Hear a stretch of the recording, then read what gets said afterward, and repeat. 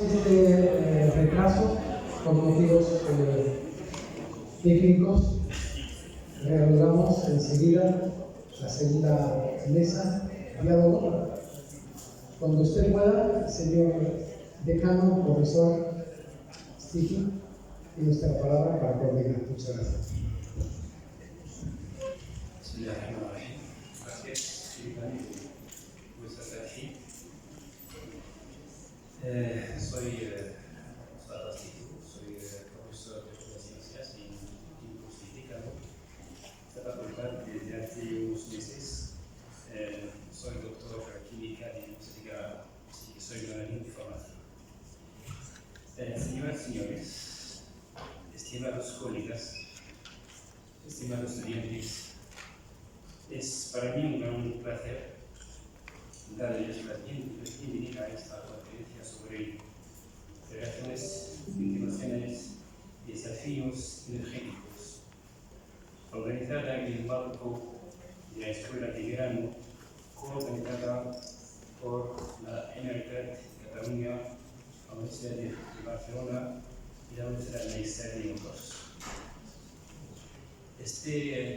El encuentro, el conocimiento y la cultura refleja la voluntad compartida de reforzar los vínculos científicos e institucionales entre nuestras regiones y nuestros países al servicio de las grandes problemáticas contemporáneas. La energía en el centro de las transiciones económicas, medioambientales y geopolíticas es hoy una cuestión capital que requiere un enfoque multidisciplinar, cooperativo y decididamente prospectivo. Durante esta conferencia, esta escuela de verano, investigadores, expertos, estudiantes y actores institucionales tendrán la oportunidad de debatir sobre la dinámica de la cooperación energética entre los dos países, las innovaciones actuales y los retos a los que se enfrentan nuestras sociedades: seguridad energética, sostenibilidad, acceso equitativo e integración regional. Quisiera expresar mi más sincero agradecimiento a todas las personas y instituciones que han hecho posibles este evento y en particular al profesor Abdurrahman Fathi y todo el equipo, los miembros de su equipo, también Zacarías, el vicedecano de la Facultad de Letras. Tengo a mi lado dos personas que van a debatir sobre este tema, pero antes de darles las palabras, voy a presentar brevemente el profesor Aurelia Mani Estrada, a mi derecha, y el profesor titular del Departamento de Historia Económica, Instituciones, Política y Economía Mundial de la Universidad de Barcelona, donde imparte asignaturas relacionadas con la política económica y las relaciones energéticas internacionales. Desde el año 2015 es investigadora honoraria a la School of History de la Universidad de East Anglia, Reino Unido. También es profesora en varios programas de posgrado y doctorado en distintas universidades españolas y extranjeras.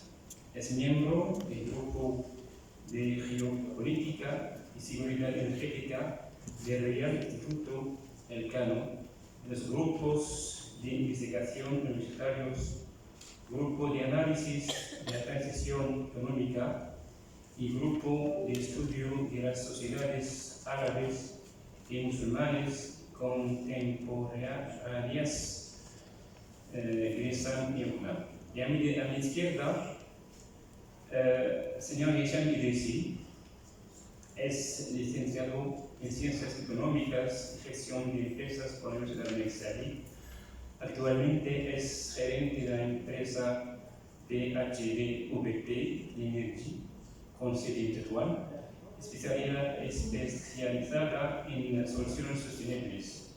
Además, Hisham es miembro activo de la Cámara de Comercio, Industria, Servicios de la región Tánger, Tetuán y Cruceño, donde contribuye al desarrollo económico regional e impulso de iniciativas empresariales vinculadas a la energía y la innovación. Así que doy la palabra a Reina.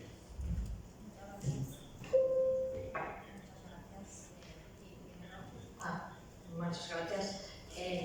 Y primero pues quería, como es propio, pues agradecer a la universidad por acogernos en esta magnífica iniciativa que alguien ha dicho que espera que sea eterna. Yo creo que eterna no, porque eterna es la eternidad, o sea, pero que sea fructífera y duradera, pues eso sí que sería deseable. Y también en este caso, bueno, además de la Generalitat, etcétera, pues quiero agradecer muy especialmente al IEMET, como también ha hecho Laura Feliu, que me ha precedido, porque efectivamente desde el punto de vista de Cataluña y de las universidades catalanas pues están haciendo un grandísimo esfuerzo, en especial los nombres tan importantes, Elisabetta y Gemma O'Marell, pues están haciendo un inmenso esfuerzo para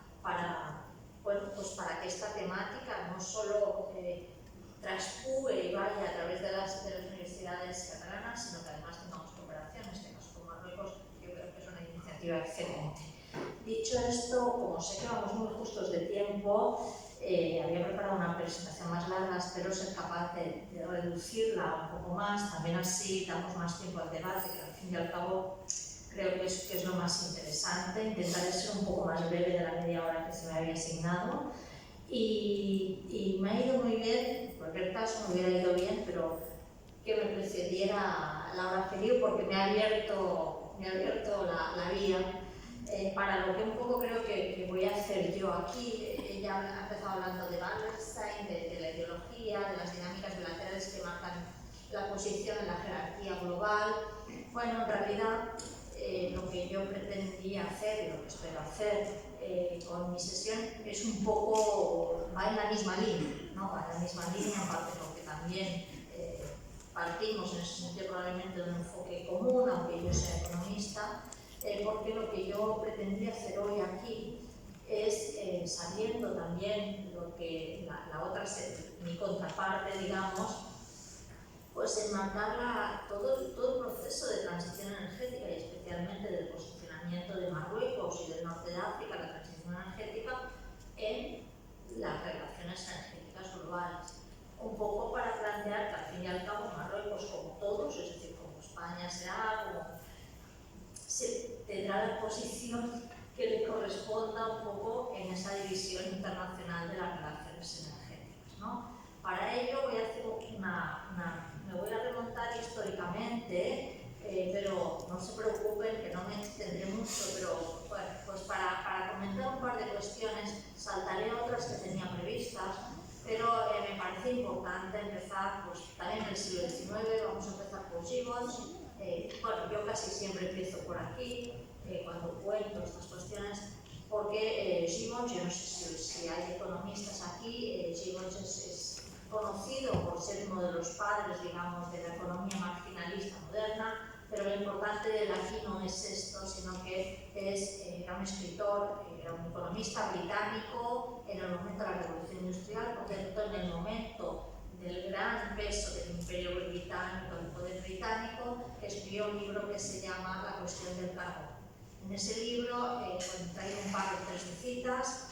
Básicamente, ¿qué es lo que nos dicen estas citas? Pues lo que dice estas citas, a raíz de lo que nos interesa, es que lo que él dice es que toda la grandeza de Inglaterra, de la civilización que va mucho más allá que Inglaterra, está basada en el carbón. Y que entonces él escribe este libro en ese momento, en el siglo XIX en Inglaterra, ¿para qué? Para alertar del riesgo, no del fin del carbón, de que se acabe el carbón, de que en Estados Unidos, que en ese momento está emergiendo, pues hay carbón más abundante, más barato y de mejor calidad. Y por tanto, eso plantea un problema que es el problema básico desde entonces hasta ahora en la geopolítica de la energía. De hecho, es un problema que tiene como dos patas. Primera pata, el modelo energético no es el modelo de carbón, no es el modelo de petróleo, no es el modelo de renovables. El modelo energético es aquel que sostiene al poder hegemónico. Por tanto, está diciendo aquí el Reino Unido, está diciendo Inglaterra es grande, es el imperio porque tiene carbón. Segunda cuestión, ¿cuál es el riesgo? El riesgo es que si hay otros que lo tienen más abundante, de mejor calidad, tenemos que tener capacidad para controlar, para gestionar esa abundancia de los otros para poder seguir manteniendo el peso que tenemos hoy. ¿Vale?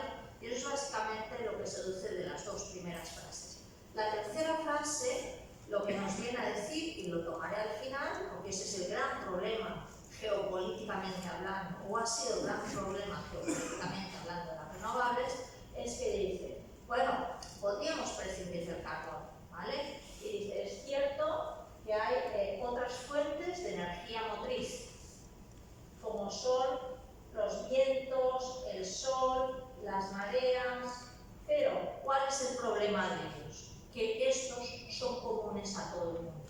Piensen que esto lo decía en el siglo XIX. Por tanto, ¿qué es lo que está diciendo ahí? Está diciendo, bueno, si ya sabemos que podría haber energía renovable, pero ¿por qué no nos gusta la energía renovable? Porque la tiene todo el mundo. Y nosotros tenemos el poder porque tenemos el carbón. ¿Vale?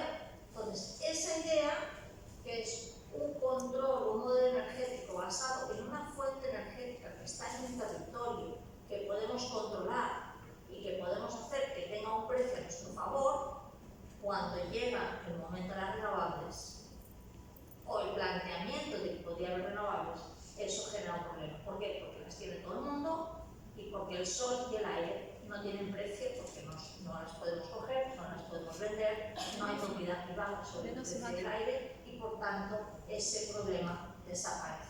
¿Vale? Esa es la base sobre la que basaré, para la redundancia, lo que viene a continuación. Lo que viene a continuación, hago un salto histórico, me habla del carbón, me voy al petróleo. Al inicio, digamos, de lo que es el petróleo internacional, el petróleo, como bien probablemente todos ustedes sepan, pues petróleo en origen, igual que el Reino Unido basó su fuerza en el carbón, pues Estados Unidos y en ese momento Rusia, luego la Unión Soviética, basaron su poder, digamos, o su fuerza en el petróleo. Estamos hablando aquí, esto es el Imperio Otomano, principios del siglo XX, estamos hablando de principios del siglo XX, en el momento de la Primera Guerra Mundial, y que plantea al final de la Primera Guerra Mundial y la desintegración del Imperio Otomano. Pues básicamente lo que está, plantea muchísimas cosas, pero lo que estamos hablando, lo que plantea básicamente es que al emerger estos territorios, lo que hoy en día llamamos Oriente Medio, pues plantean el mismo problema para la economía estadounidense que en su momento esta economía planteó para el Reino Unido. Es decir, ¿qué hay en Oriente Medio? Petróleo abundante, de mejor calidad y más barato que en Estados Unidos. ¿Cómo se soluciona esto? Bueno, muy fácil. Dos maneras que van juntas, Dos maneras. Una, de alguna manera, que es lo que ahora luego recuperaré más, probablemente muchos de ustedes sepan, los mandatos de Naciones Unidas, después de la Primera Guerra, de Naciones Unidas, perdón, de la Sociedad de Naciones, después de la Primera Guerra Mundial. ¿Qué son esos mandatos? Pues esos mandatos básicamente es un sistema de tutelaje de las grandes potencias, Reino Unido, Francia en ese momento, sobre parte de lo que antes habían sido colonias alemanas, pero en el caso del Imperio Otomano, sobre los territorios del extinto Imperio Otomano.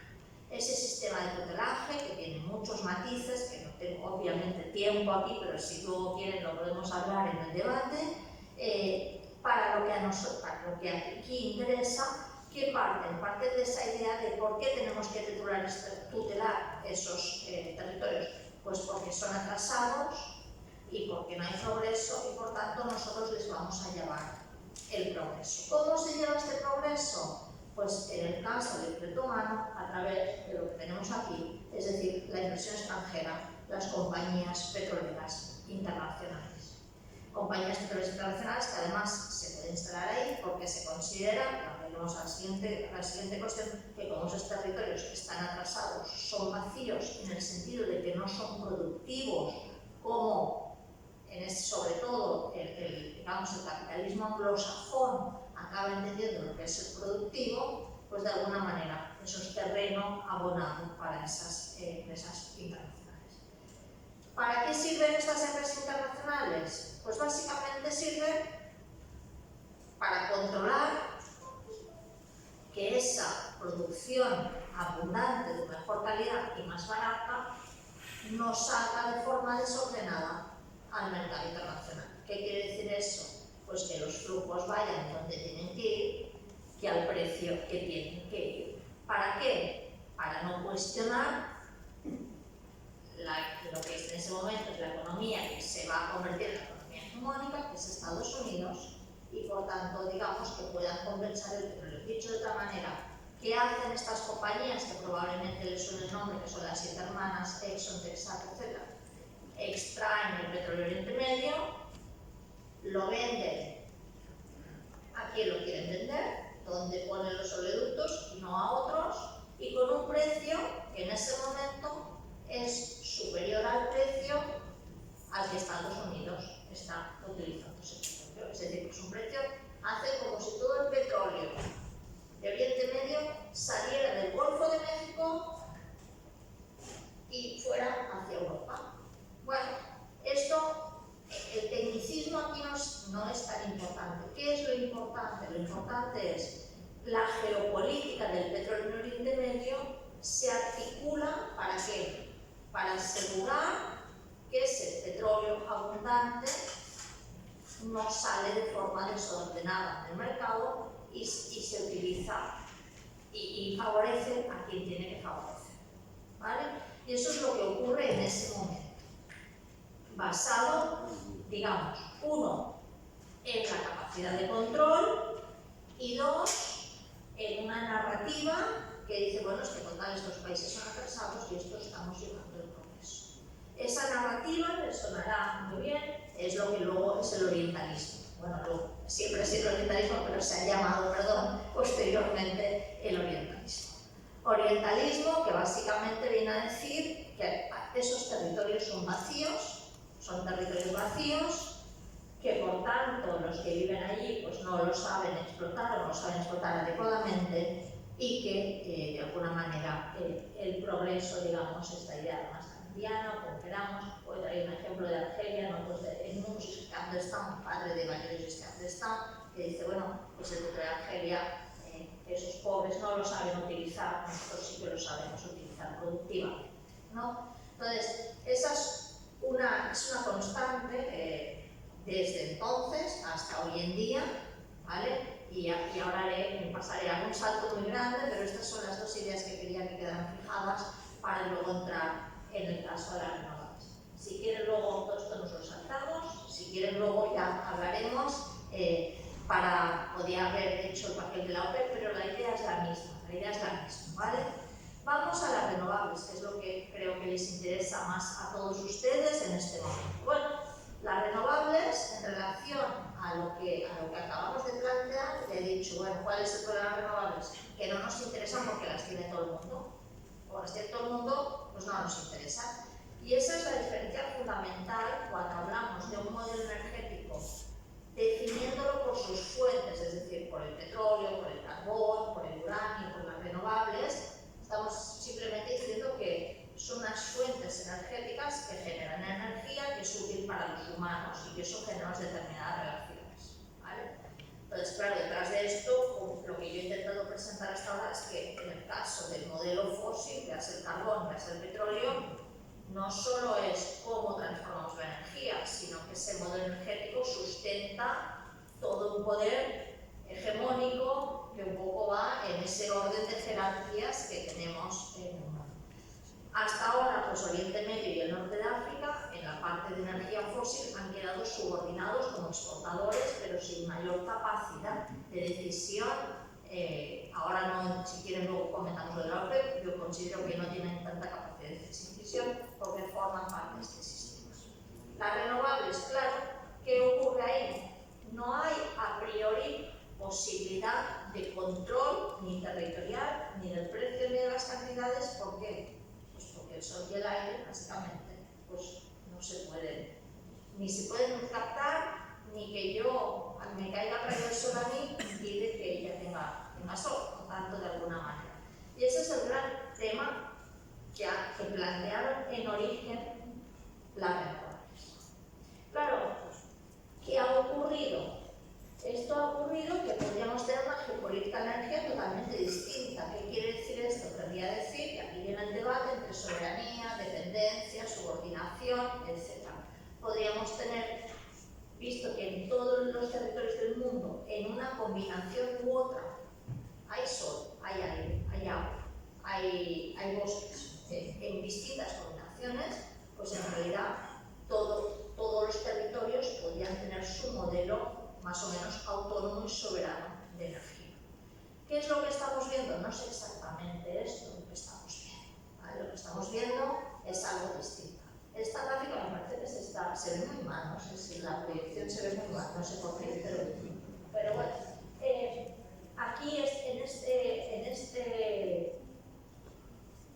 aquí lo que planteo básicamente es que en la narrativa actual hay como, bueno, nos movemos entre estos ejes, ¿vale? ¿Cuáles son estos ejes? Un modelo renovable y otro descarbonizado, que no es lo mismo. Renovable quiere decir que renuevas las fuentes energéticas, descarbonizas quiere decir que puedes quemar carbón o petróleo y simplemente lo capturas y lo escondes, pero eso, o energía nuclear, que no es una transición energética, la energía nuclear es algo que proviene del modelo que tenemos, ¿no?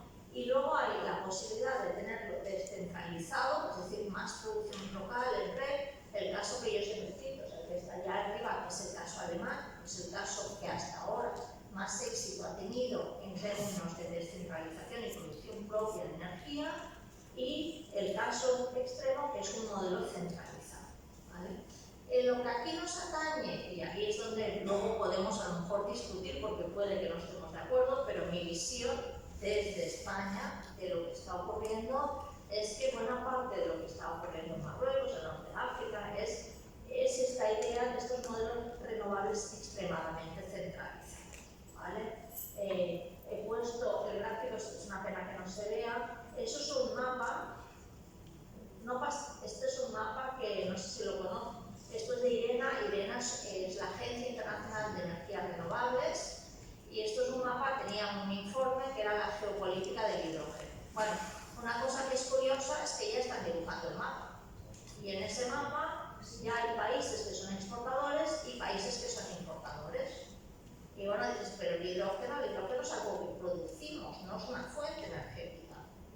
Basta que haya electricidad y agua, o si lo hacemos del metano, pues que haya un proceso químico para separar las moléculas de hidrógeno, pero eso se puede hacer aquí, en Barcelona y en donde fuere. Es decir, no hay una necesidad, estricto sensu, de descentralizar esa energía, ¿no? El otro caso, puede que sí que les suene más, es Desertec o estas iniciativas parecidas, ¿no? ¿Qué es lo que están diciendo? Lo que están diciendo es que el modelo renovables, al menos desde Europa se está diciendo así, es vamos a generar electricidad en el norte, en el sur del Mediterráneo. ¿Para qué? Para exportarla a Europa, ¿vale?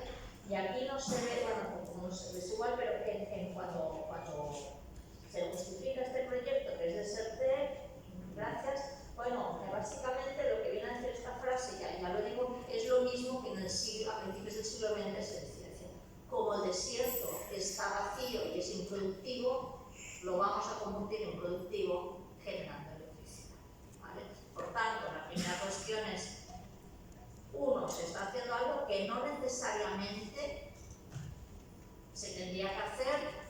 ¿Por qué? Porque las fuentes renovables a priori dan una posibilidad que la energía fósil no es que generemos energía de forma más descentralizada o más localizada. Eso es lo primero. Lo segundo, ¿qué se está haciendo? Se está ya dibujando el mapa. ¿Cómo es este mapa? Pues muy parecido al que tenemos en las relaciones fósiles. ¿Y cómo lo estamos justificando? Pues con la misma narrativa con la que lo justificamos a principios del siglo.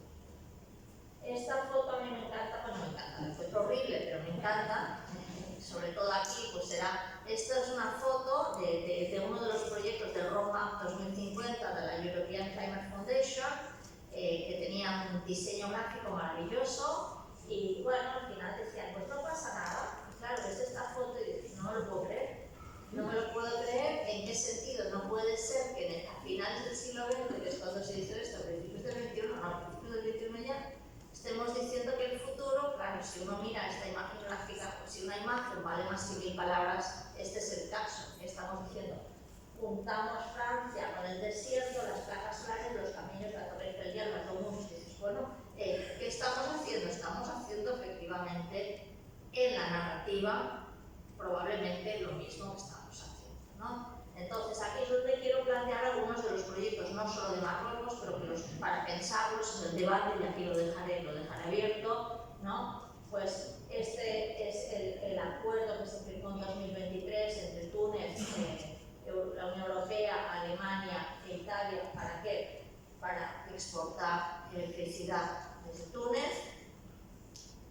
Este es ya no un proyecto, pero hasta ahora proyecto de Marruecos con el Reino Unido, que efectivamente no va a salir adelante, pero era obvio que no saldría adelante, entre otras cosas porque si hablan con un ingeniero, un físico, les dirá que más de 1000 kilómetros las redes eléctricas hay unas pérdidas tales de electricidad por el camino que no sale a cuenta, pero esos proyectos están encima de la mesa, ¿no? O este macroproyecto, que esto es en Marruecos, pues de producción de hidrógeno verde para ser exportada, pues que efectivamente es más que cuestionable. Si quieren luego comentamos del Perqueona, pero probablemente nos cuenten más sobre estos proyectos.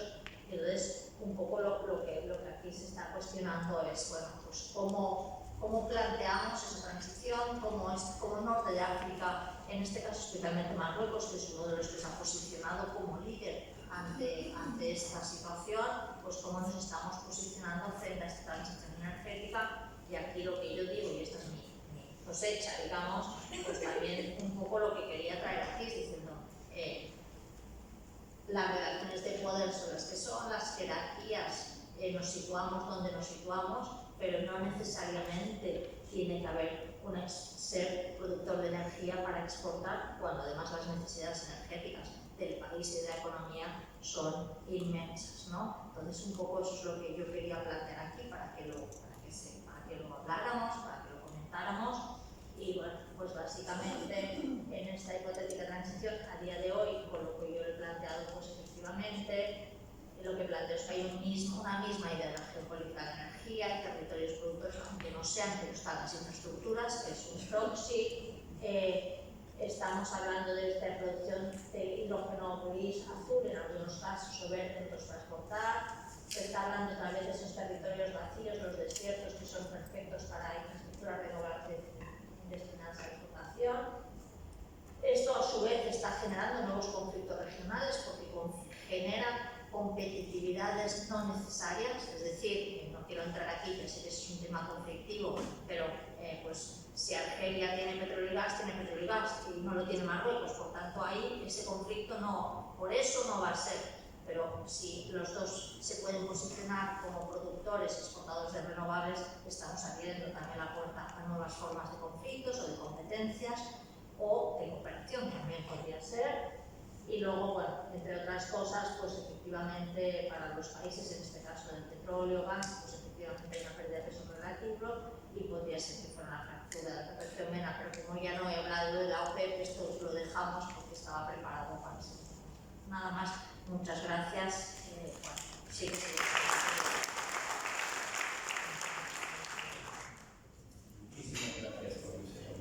manifestada por esta presentación. Y ahora doy palabra al profesor Michel. Y al final abrimos la sesión de preguntas.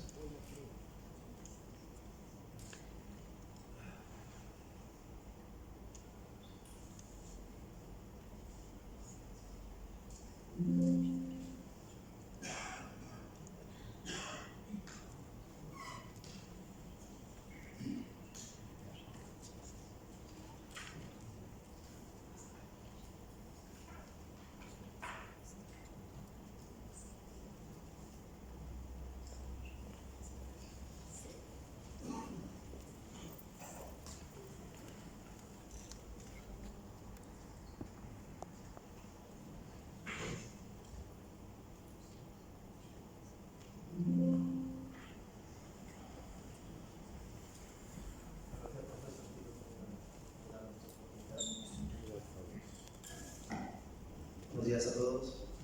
El profesor Tito, profesora Amelia y a la profesora Penal Externi por darme esta oportunidad de darme. Esta va a ser mi primera intervención. Bueno, espero que sea interesante. La energía renovable como fuente de culturas del Mediterráneo. Vamos a empezar por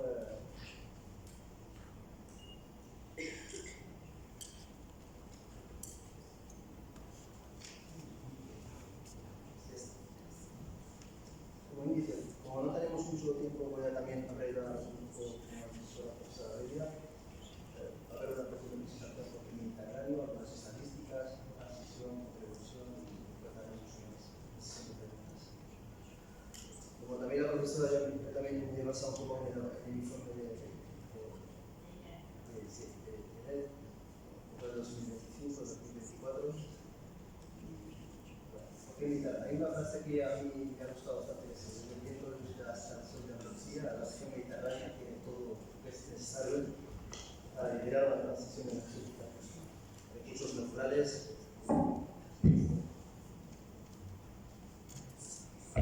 ¿Se me escucha? Sí. Recursos naturales, abundantes, innovaciones tecnológicas, compromisos medioambientales y una verdadera voluntad de cooperación intercultural. Es que una frontera, pues el Mediterráneo es un espacio compartido, vivo, lleno de energía común y de futuro. Algunos ejemplos de cooperación, por ejemplo, tenemos el Parque Eólico de Tafalla, el Parque de Astizat, de Tetuán, parques eólicos de Ajimil, y tenemos también la parte de cooperación e interconexión eléctrica para Marruecos, España, Parque Solar Mur, y lo que es el Acuerdo ONE y empresas europeas. Y como innovación tecnología tenemos lo que es la tecnología de concentración solar térmica en el complejo Solar Mur, integración de turbinas eólicas avanzadas optimizando la producción y algunos proyectos conjuntos de hidrógeno verde. Estadísticas: 315 gigavatios.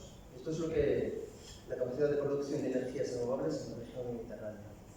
Y España lidera este dato con 88 gigavatios. La comparativa entre España y el resto de países a nivel de producción de energía renovable. 1.400 megavatios. Esa interconexión eléctrica submarina entre Marruecos y España permite el intercambio de hasta 1.400 megavatios de energía eléctrica, gran parte proveniente de fuentes renovables marroquíes, facilitando así la exportación de energía limpia hacia Europa. Esto es una imagen de lo que es la interconexión entre España y Marruecos. Esa cooperación que comentó también la profesora antes, ya lleva más o menos más de 18 años. Esta conexión, el primer se firmó en 1997, 1998, primera interconexión eléctrica submarina, 2006, segunda interconexión eléctrica, 2013-2018, la participación española en el complejo Nord-Fuertes, 2019, tercer acuerdo de interconexión, 2021-2025, proyectos conjuntos de hidrógeno verde, y 2025, inicio de construcción de la tercera interconexión Marruecos-España.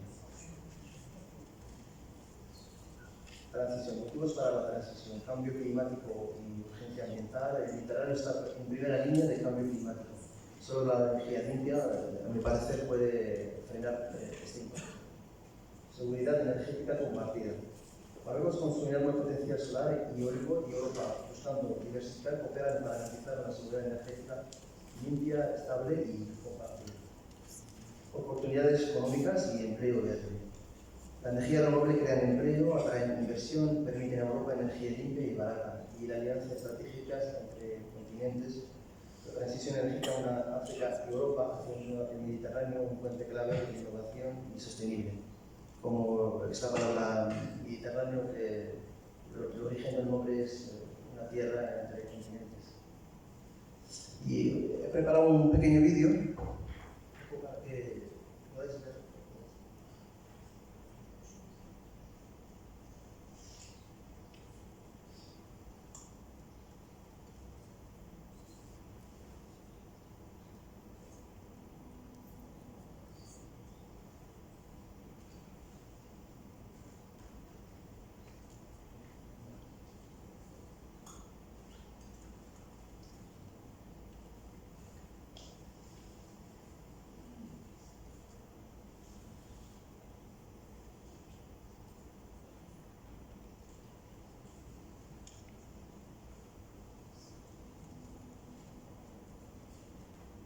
El Mediterráneo no es solo un mar que conecta continentes, sino también un testigo silencioso de los daños provocados por décadas de consumo de energías fósiles y prácticas no sostenibles.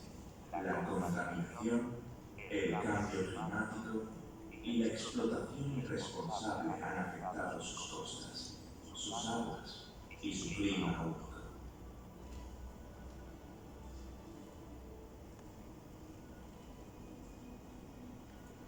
El Mediterráneo es un espacio lleno de oportunidades, donde la energía renovable se convierte en un puente entre culturas, economías y sociedades. Hoy, millones de paneles solares y turbinas eólicas transforman paisajes en la región mediterránea, y países como Marruecos lideran este camino, apostando por un futuro limpio y sostenible. Un ejemplo claro de cooperación es la interconexión eléctrica entre Marruecos y España, un puente real de energía que permite compartir electricidad entre ambas orillas. Recientemente, cuando España sufrió cortes de suministro, Marruecos brindó apoyo enviando energía a través de este enlace estratégico, demostrando la importancia de la solidaridad energética entre países mediterráneos. Los proyectos solares se han multiplicado en zonas áridas y costeras, aprovechando el sol y el viento para producir energía que beneficia a millones de personas. Cada iniciativa crea empleo local, forma técnicos e ingenieros subterráneos. Los proyectos solares se han multiplicado en zonas áridas y costeras, aprovechando el sol y el viento para producir energía que beneficia a millones de personas. Cada iniciativa crea empleo local, forma técnicos e ingenieros y fomenta nuevas oportunidades de desarrollo para las comunidades. Las comunidades agrícolas cercanas benefician de un acceso más estable y sostenible a la electricidad, aumentando la productividad y generando esperanza. La energía renovable también ilumina aulas, conecta pueblos y ofrece a los jóvenes la posibilidad de soñar con un futuro mejor, más sostenible e innovador. La cooperación entre Marruecos y Europa refuerza esta visión compartida. Juntos podemos construir redes de energía limpia que cruzan fronteras y unen regiones. Empresas como PH y Energy juegan un papel esencial en este cambio, desarrollando proyectos que no solo generan sino que también llegan a comunidades remotas, donde antes no existía acceso a la electricidad, ayudando a romper el aislamiento y sembrar esperanza. El Mediterráneo tiene el potencial de ser líder mundial en esta transición, y Marruecos es parte esencial de este cambio.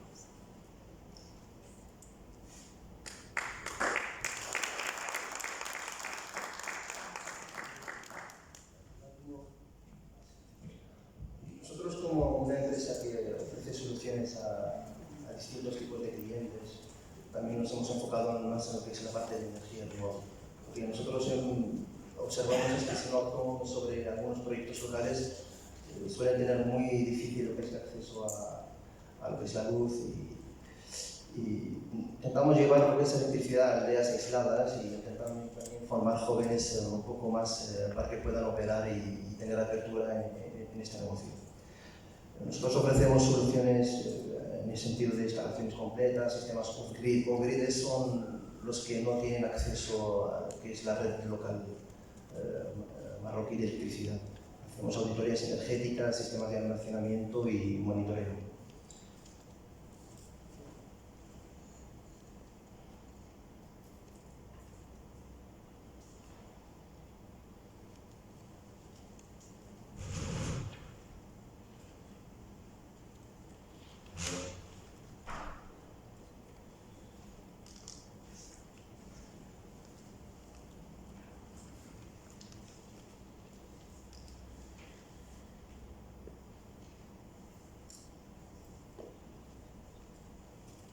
Son las soluciones que ofrecemos. Lo que es una parte del monitoreo remoto es que es una tecnología que hemos insertado para los clientes que puedan evaluar cómo es la eficiencia también energética que suelen tener a nivel de paneles solares, baterías y también el consumo que están haciendo a nivel de electricidad a nivel local.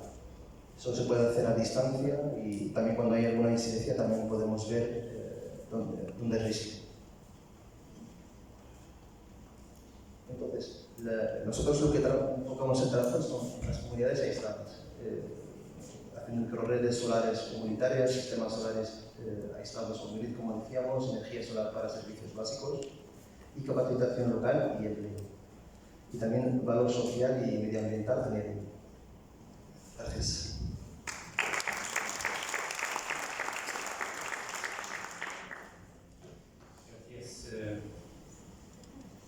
Michelle. Gracias, profesora Aurelia Mani, por haber sido en tiempo y darnos más tiempo para la sesión de preguntas, iniciar las preguntas. Y las que van a preguntar tienen que presentarse y ser breve en la pregunta.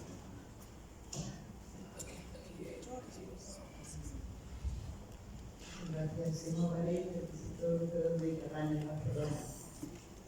Bueno, muchísimas gracias por las presentaciones. Yo son de dos naturalezas muy diferentes. La reflexión de la profesora Mañé sobre los retos de esta cooperación energética a nivel global y quizás pues, lo que nos ha dado una visión más práctica, ¿no? Una iniciativa y el por qué esto se parece interesante.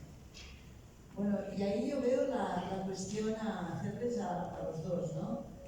Parece evidente que el futuro es de las energías renovables. Parece evidente, lo pregunto porque no sé si es tan evidente, pero a nosotros, creo yo, ¿no? Beneficiarios o personas que utilizamos o usuarios de la energía o simplemente que no somos expertos en ella, vemos que la energía renovable puede ser el futuro y puede estar, bueno, puede ser interesante. En este sentido, su exposición pues, nos da esta idea. Pero cuando vamos a la reflexión de la profesora Mañé, allí nos perdemos un poco, porque ella nos hace pensar y nos dice, creo yo, bueno, esto no es tan evidente, porque igual estamos propagando una visión que a largo plazo es de dependencia también y no estamos renovando nuestra manera de cooperar energéticamente. Entonces mi pregunta es, un poco a los dos, en las relaciones España-Marruecos se está haciendo bien esta cooperación energética, sobre todo cuando hablamos de renovables. ¿Cómo piensan que esta relación en un futuro podría ser más beneficiosa? Está bien que existe, pero a lo mejor, ¿de qué manera podría mejorarse para hacer que nuestras relaciones fueran un poco diferentes? Y ya más, en cuanto a la profesora Mañé, ya más en concreto, es posible, o sea, es muy gráfico lo que usted nos está diciendo.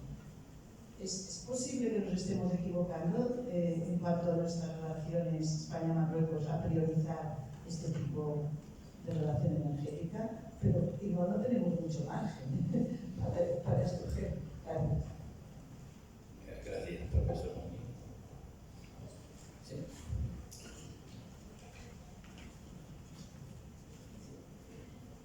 Bueno, a ver, yo he planteado así la gran imagen y un poco sí que era entre, bueno, al final que optamos por un modelo como lo que se nos ha presentado aquí, que es muy interesante, es decir, cómo comunidades que están aisladas pueden tener sistemas de red local, off-grid, y que eso efectivamente tiene todo el sentido del mundo, porque eso es desarrollo local, desarrollo descentralizado, genera producción y generación de energía en el lugar para el lugar, y por tanto de alguna manera eso es una forma de entenderlo. Luego tendríamos que ver de quién es la propiedad de las, no digo en este caso de las empresas, si son cooperativas, como el caso alemán, si no lo son, pero eso es una cuestión. Entonces aquí la cooperación, claro, el margen, es verdad que hay poco margen. Hay poco margen en el sentido de que, bueno, como yo lo veo, claro, lo que yo he planteado y lo que ya hace tiempo que vengo planteando es que a nivel global, que no local, se está diseñando una transición energética, si se le puede llamar así, con mentalidad fósil. Es decir, estamos intentando replicar todo lo que teníamos para la energía fósil al modelo renovables. Desde el concepto de país exportador-importador, al concepto de quién controla las infraestructuras, al concepto de que son las grandes empresas las que están generando esto. Todas estas cuestiones en los grandes proyectos, es decir, si miramos, por ejemplo, desde la Unión Europea, el Plan REPower, todos los que se han hecho desde la guerra de Ucrania, etc., pues de alguna manera, desde la Unión Europea mismo, lo que está planteando, pues ese corredor mediterráneo que se plantea para el hidrógeno es: vamos a generar hidrógeno en el sur para ser utilizado en el norte. Desde ese punto de vista no hay mucho cambio narrativo, pero efectivamente la posibilidad está ahí, es lo que yo he intentado plantear, no hay nada escrito y un poco la cuestión que se nos plantea. Entonces la cooperación España-Marruecos, pues bueno, claro, en esto yo creo que me sabe mal, desde España se ve mucho como la idea de Marruecos va a generar electricidad para España, ¿vale?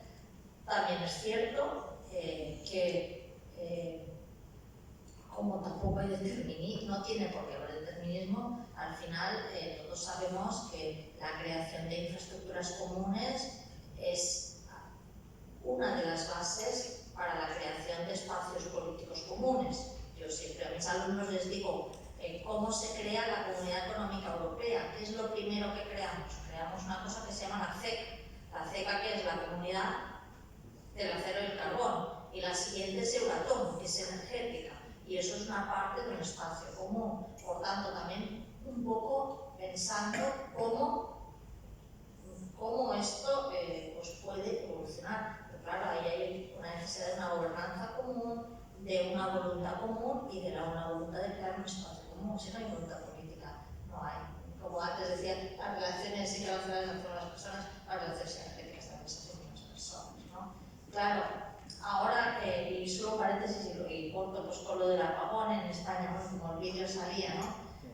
Bueno, claro, esto desde España tiene su aquel, como decimos en castellano, castizo, ¿no? Porque, bueno, tantos años queriendo relacionarse con Francia que nunca se nos ha dado, y luego es Marruecos quien nos da la electricidad. Bueno, pues a lo mejor ahí hay un futuro común, es el inicio de una bonita amistad, ¿no? Desde ese punto de vista, pero no lo sé. Bueno, se puede decir que desde la necesidad de virtud Exacto. Bueno, empezando con que los recursos fósiles son los que son, y llegará un momento que en fecha de caducidad, yo veo que la energía renovable es el futuro. España liderando la parte europea del sur y Marruecos del norte. Y bueno, habrá eventos como el Mundial donde se podrá ver esa colaboración hasta qué punto puede llegar. Yo soy una persona muy práctica en ese sentido, pero recorrido al tema de la energía renovable porque se pueden tocar diferentes ámbitos de clientes. Están los que están en comunidades que no tienen acceso a la luz, y están también los cortes también. Hay comunidades que tienen acceso, suelen tener cortes, y son las facturas altas. Yo, desde mi perspectiva, en Marruecos he visto una transformación en los últimos años a nivel de energía renovable, que es la parte de fotovoltaica que me toca a mí, impresionante, y yo le veo una perspectiva de futuro y de crecimiento. Ese es mi punto de vista. Gracias. Voy a cambiar mi manera de gestionar esta sesión. Voy a abrir las preguntas y dejamos las respuestas al final. ¿Había alguien ahí? Muy buenas tardes, mi nombre es Luisa Mchina, soy estudiante del máster de Marruecos, España, América Latina, Comunicación, Gestión Cultural y Diplomática. Primero y antes que todo, felicitaros por la conferencia, por las informaciones que estáis compartiendo con nosotros, estamos aprendiendo muchísimo y eso que esto no ha hecho más que empezar. Así es que mi pregunta es la siguiente. ¿La diplomacia energética podría ser una herramienta de paz en el Mediterráneo y reforzaría la competencia entre Estados? Muchas gracias. Poi le concludo.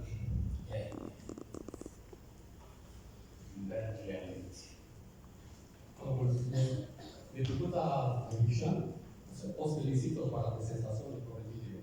Diputada, ¿cuál es el mapa en nuestra región de la energía renovable? Para la señora Aurelia, quiero saber una cosa. ¿Quién controla el precio del petróleo? ¿Los países productores o las empresas internacionales? Hay una mapa que usted nos presentó que se titula Geopolítica y Diseño, Colonialismo Verde. Quiero saber qué usted se refiere al colonialismo verde. Y otra cosa, aprovecho la ocasión de que para saludar al pueblo español y al gobierno español por el apoyo que han dado a los palestinos. Muchas gracias.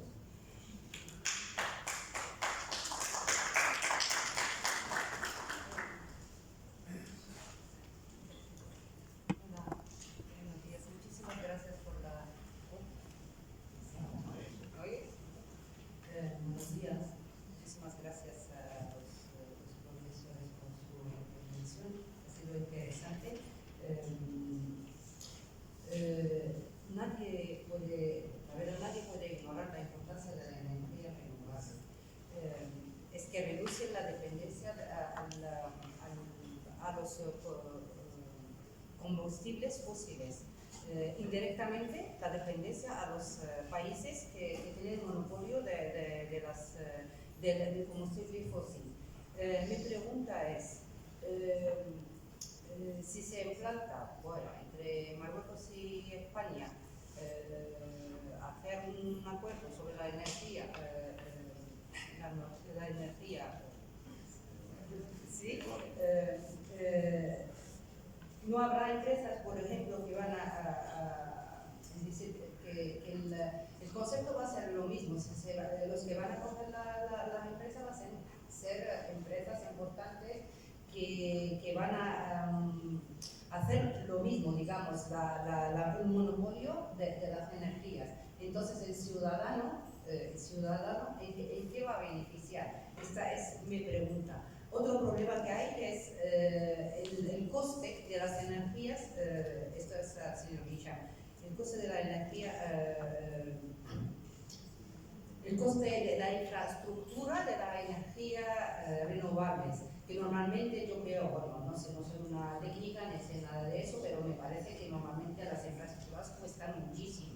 Y para que se pueda implantar entre Marruecos y España, cierto acuerdo, pues se necesita, yo creo, empresas grandes en el sector. Y por eso vuelvo a la misma cuestión. Va a ser lo mismo, van a ser las mismas empresas que van a usar el monopolio de siempre y el ciudadano va a sufrir lo mismo. Esa es mi pregunta. Gracias.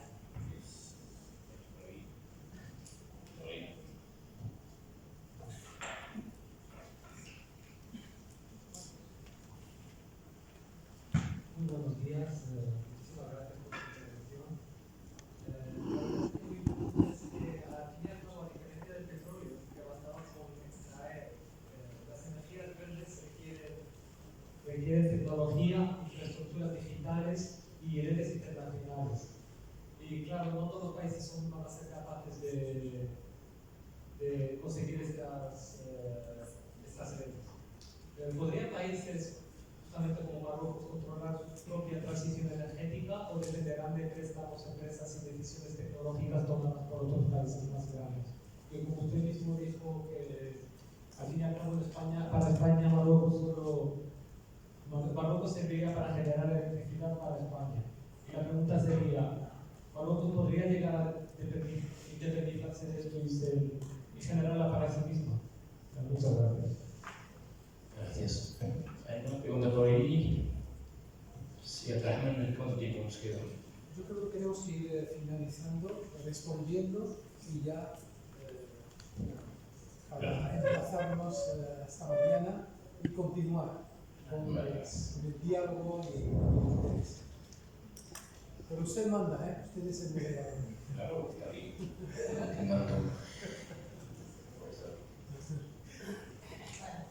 Gracias por las dos preguntas. Voy a intentar ser breve y eso que cada una de ellas tiene mucha enjundia.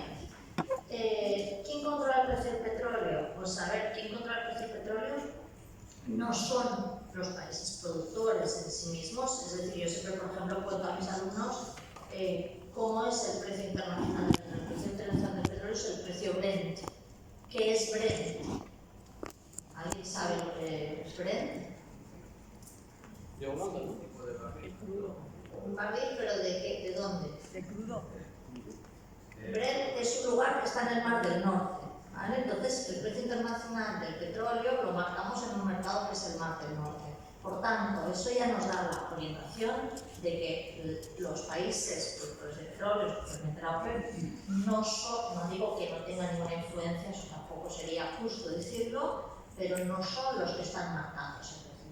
¿Cómo se marca ese precio? Que es lo que no he contado, no iba a contar el precio, pero es al final la estructura de gobernanza internacional de la energía, que es una forma, digamos, en la que los llamados países productores y los llamados países consumidores gestionan los flujos y los precios y tienen capacidad de influencia, aunque directamente no lo fijen. Entonces, de hecho, ese precio se fija en función, sobre todo, de los intereses de las economías, especialmente Estados Unidos. Pongo un ejemplo muy corto, y soy corta.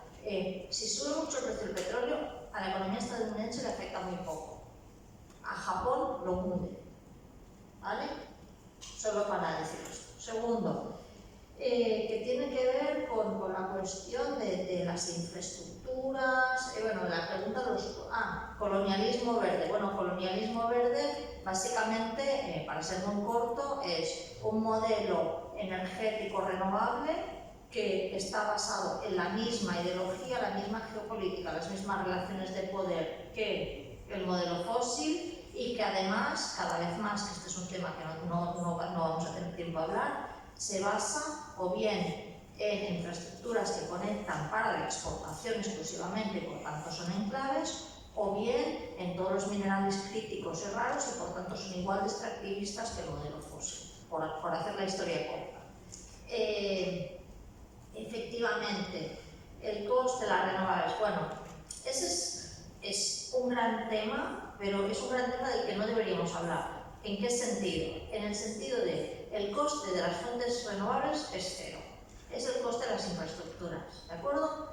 Pero es que también hubo coste de las infraestructuras del petróleo, también hubo coste de las infraestructuras del gas, también hay elevadísimo coste de la energía nuclear, de las infraestructuras nucleares. ¿Qué pasa? Que para unas cosas consideramos que sí que hay coste y para otras no.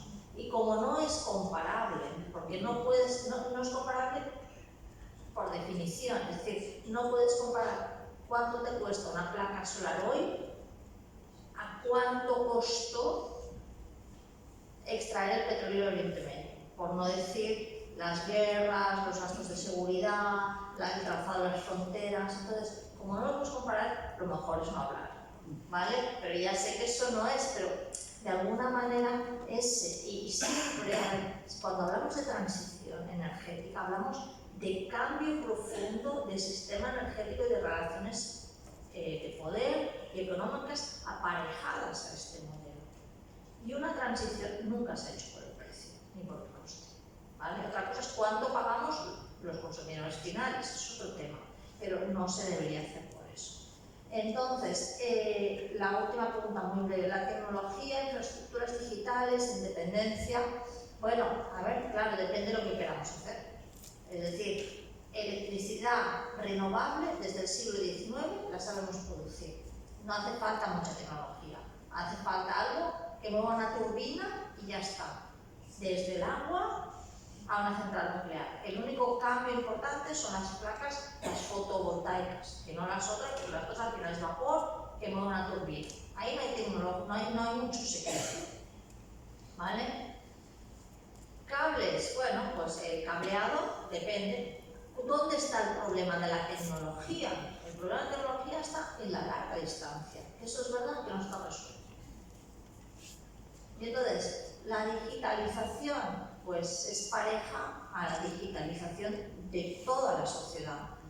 Y se puede tener un modelo digitalizado o no digitalizado, pero yo creo que eso depende de la sociedad. La diplomacia energética, primero la diplomacia en principio se hace para unir y no para separar, o sea que en cualquier caso, claro que podría ser un instrumento muy válido. La cuestión es si delante y detrás de la diplomacia siempre tiene que haber una voluntad política real, y ahí es donde efectivamente pues puede ser que sí o puede ser que no.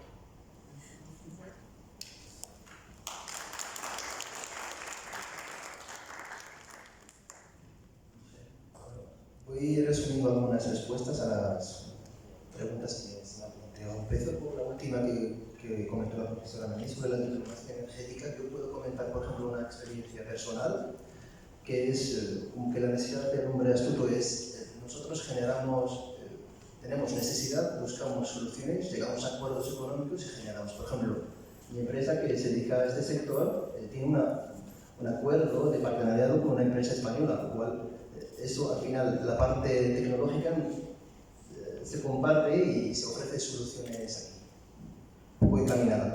El tema de la pregunta del compañero sobre el mapa, en Marruecos a nivel de soluciones a nivel de energía renovable, yo respondería según para qué se utiliza.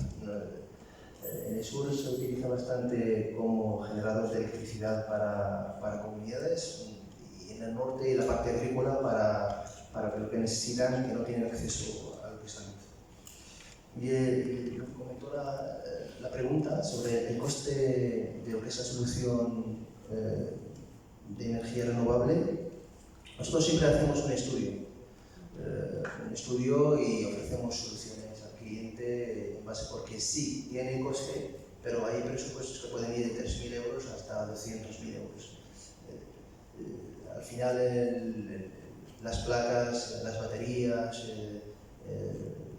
los inversores, hay un sistema de cableado también, y según el cliente, qué es o para qué lo necesita. Si es un tema doméstico, pues normalmente suele ser un coste bajo. Pero a nivel del Estado sí que conocemos que hay financiamiento para lo que es la conversión a la energía renovable, lo que es la dirección del gobierno en ese sentido, con algunos financiamientos, es que las empresas tienen que ir también en ese sentido a convertirse a nivel de la energía renovable. Y si Marruecos puede ser autónomo energéticamente, yo creo que gradualmente está invirtiendo más en ese sentido.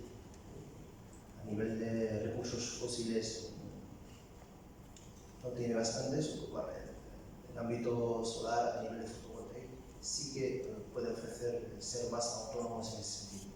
Lo vemos, no hace falta, es recorrer un poco Marruecos y verás que a nivel agrícola, a nivel de empresas, se está fomentando bastante lo que son las placas solares como solución al coste alto de lo que es la luz. Gracias. Pues así llegamos al final de esta sesión.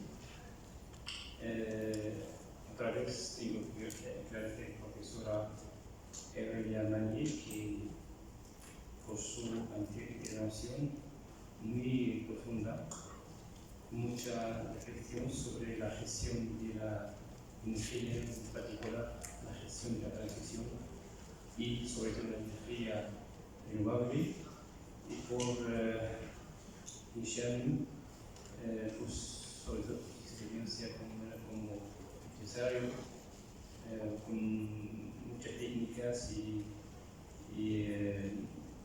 sobre todo con su experiencia. Muchísimas gracias a vosotros y creo que ya llegamos al final.